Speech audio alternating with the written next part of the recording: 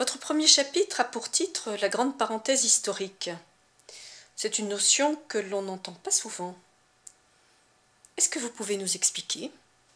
Pour moi, la grande parenthèse historique, c'est une période très courte, c'est-à-dire 3 siècles, dans l'histoire de l'humanité. L'histoire de l'humanité, c'est-à-dire le temps depuis lequel l'homme est sur Terre, c'est à peu près 7 millions d'années. Et cette parenthèse historique a démarré peu après la bataille de Waterloo, en 1815, après la chute de l'Empire français, le début de l'essor de la suprématie de la Grande-Bretagne sur le monde, et cette nouvelle ère a été rendue possible par la découverte des énergies fossiles, notamment le charbon en Grande-Bretagne. Pourquoi une parenthèse? Puisque on sait que depuis que l'homme est sur Terre, il y a eu des accroissements de civilisation, des déclins, l'Empire Maya, l'Empire égyptien, l'Empire romain, et d'autres civilisations moins importantes, mais qui ont connu également des hauts et des bas. La notion de parenthèse est nouvelle, à mon sens, au niveau historique, parce qu'il ne s'agit pas d'un cycle croissant et décroissant civilisationnel, mais d'une subite accélération de type asymptotique va se dégonfler pratiquement aussi rapidement qu'elle s'est gonflée. Cette parenthèse donc commence au milieu du XIXe siècle et va probablement se refermer dans le courant du XXIe. La parenthèse est une notion différente de celle de cycle, à savoir qu'elle est, courte, elle est atypique par rapport aux autres cycles civilisationnels qu'on a pu observer jusqu'à présent. On a une évolution qui est très rapide et un déclin qui va lui aussi être assez rapide. C'est donc un épiphénomène, une espèce de bulle, on pourrait dire, si on veut comparer à des phénomènes qu'on a étudiés récemment, la bulle Internet, la bulle immobilière. On a une bulle civilisationnelle. L'ensemble de ce processus ne dure que quelques siècles. C'est pour ça que j'appelle cette période une parenthèse et non pas un cycle. Vous parlez essentiellement dans votre livre de la pénurie future des ressources fossiles. Pourquoi les médias parlent énormément de la disparition des espèces animales et que l'on ne mentionne que rarement cette disparition des ressources fossiles? Alors nous entrons de plein pied dans la posture écologiste justement à travers cette question. Les médias qui sont largement noyautés par les écologistes ne parlent pas, effectivement, ou très peu en tout cas, de la pénurie des ressources fossiles. On devrait plutôt dire déplétion, c'est-à-dire le moment à partir duquel la production commence à diminuer. Nous n'en sommes pas encore là, il est vrai, parce que la production globale de pétrole, notamment, reste encore légèrement croissante chaque année. Mais tout le monde sait, ça n'est pas un sujet de polémique, tout le monde sait que la production de pétrole va se mettre à diminuer et qu'il arrivera un jour où il n'y aura plus de pétrole. Donc pourquoi est-ce qu'on ne parle pas, alors les médias, de cette survenue, qui est non pas probable mais absolument certaine? La date reste encore à préciser, mais le phénomène lui-même n'est pas contestable et n'est contesté par personne. Pourquoi donc est-ce qu'on n'en parle pas et qu'on parle plutôt de l'extinction, de la disparition présente et future des espèces animales, végétales, la diminution de la biodiversité.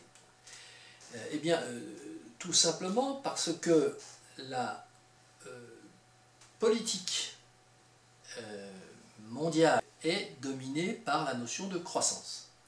Et quand je dis politique, c'est le discours politique, le discours qui fait que les hommes politiques de tous les pays sont élus, peuvent exercer leur pouvoir, c'est l'argument de la croissance.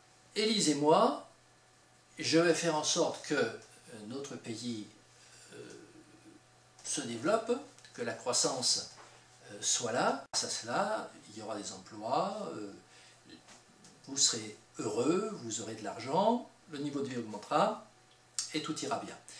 Donc, par rapport à cette sacro-sainte religion de la croissance, à cet argument électoral numéro 1, tout ce qui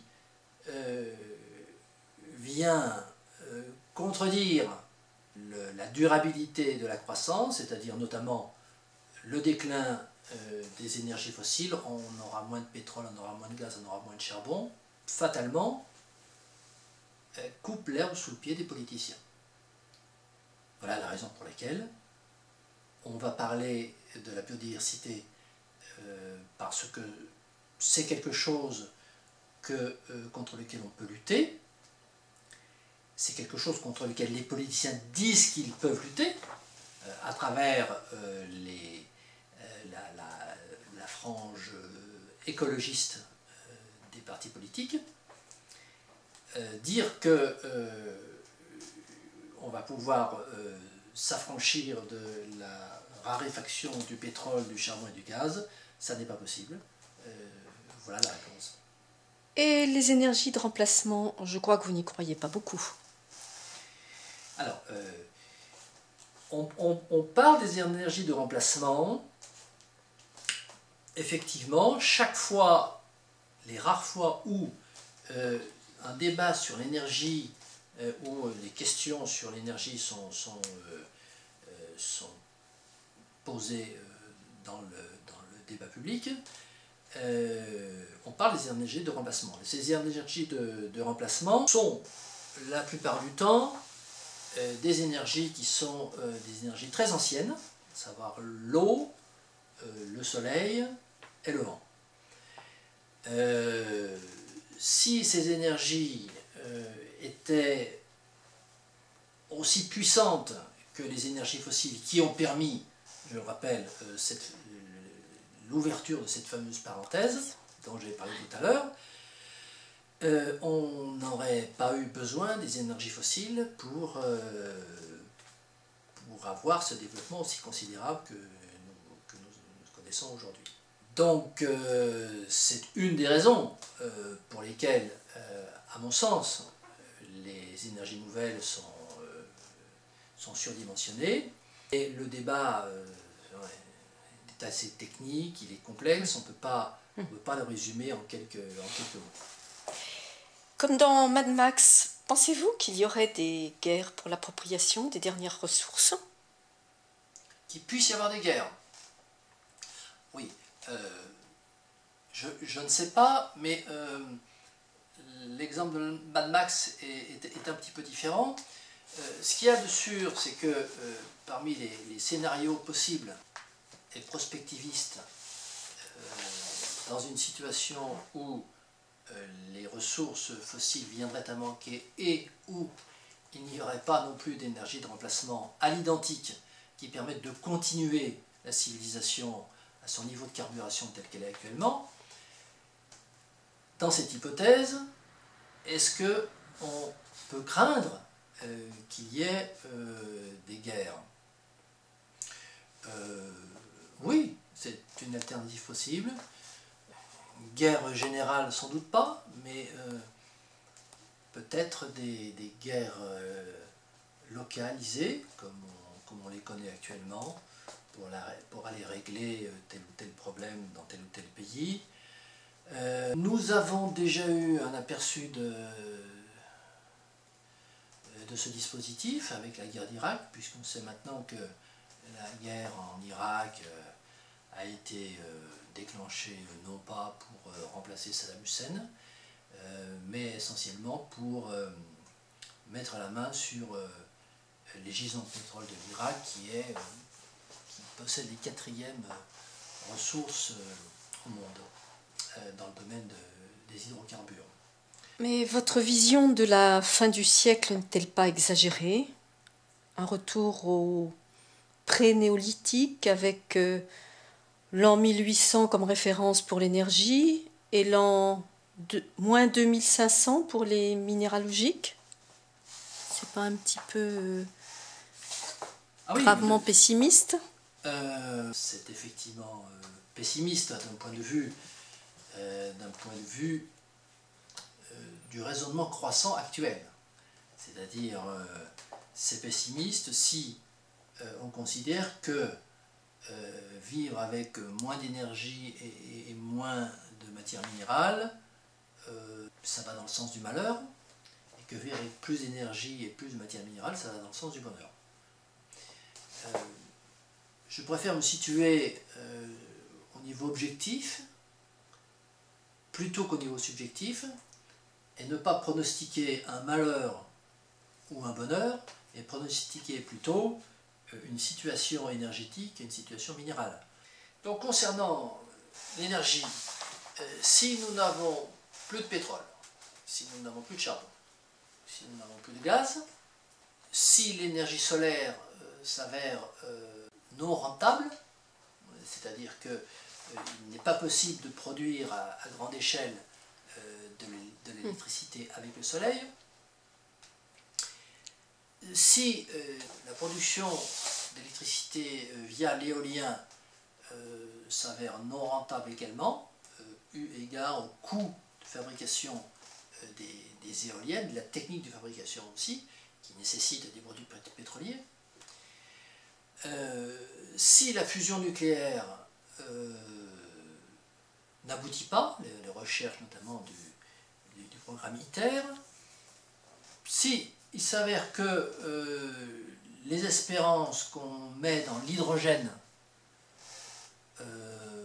n'arrivent pas à se concrétiser du point de vue de l'utilisation par le grand public, à propos de l'hydrogène, il ne faut pas oublier que la pile à combustible, puisque l'hydrogène c'est la technique de la pile à combustible, est une technique ancienne qui date du milieu du 19e siècle, et il faut savoir aussi que les premières automobiles qui ont été construites n'étaient pas des automobiles qui fonctionnaient avec un moteur thermique et du carburant fossile, mais étaient des automobiles électriques.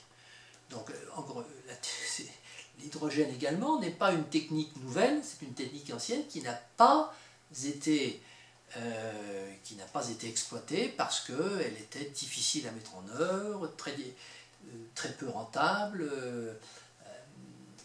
Donc il y avait un certain nombre de difficultés pour développer cette source d'énergie. Donc au final, on n'a absolument aucune certitude que, en dehors du pétrole, gaz, charbon, nous ayons une énergie qui soit efficace et qui fonctionne à grande échelle. La seule exception, c'est l'énergie nucléaire, qui, n'oublions pas, ne produit que de l'électricité. C'est-à-dire que l'énergie nucléaire ne fournit pas des carburants. Donc on n'a pas de solution pour les tracteurs agricoles, pour les engins de BTP, pour les avions, pour les bateaux, pour les voitures, pour les camions. On n'a pas de solution pour tout ça. Dire qu'on est certain de la durabilité de notre civilisation parce qu'on a trouvé des énergies de remplacement, pour l'instant, pour l'instant, relève plus de la croyance que de la certitude. Relève plus de la religion, en tout cas, que de l'affirmation scientifique. Mais le génie humain, il travaille.